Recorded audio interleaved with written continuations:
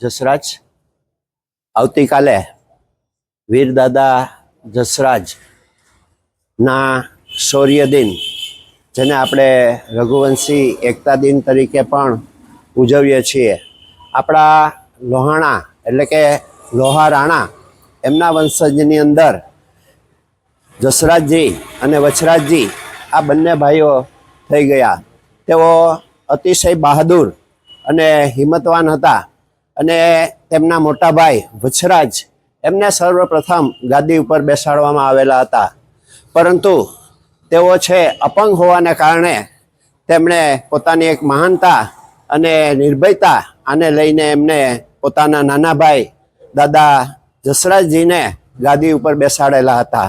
અને એ વખતે જે વિધર્મીઓ હતા એમનો ખૂબ જ ત્રાસ હતો અને દાદા જસરાજજીના લગ્ન પ્રસંગ હતો.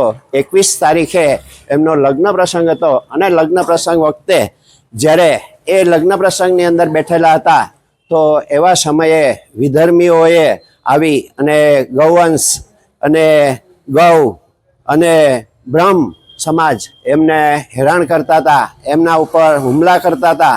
એવે સમયે પોતે ત્યાંથી લગ્ન મંડપની અંદરથી ઊભા થઈ અને આ જે ગૌરક્ષા માટે તેઓ નીકળી પડ્યા હતા અને એ લોકો ત્યારે શહીદ થઈ ગયા હતા.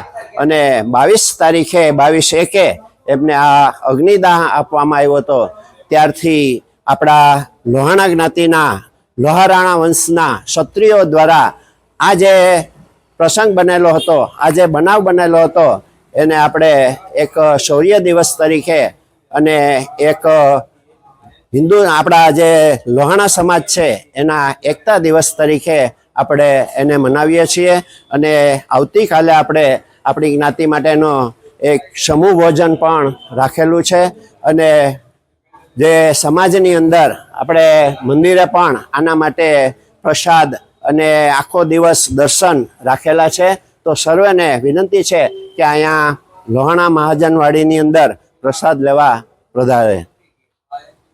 લોહાણા મહાજનવાડી ખાતે શ્રી લોહાણા ક્રાંતિ સેના દ્વારા આ આયોજન કરવામાં આવેલું છે.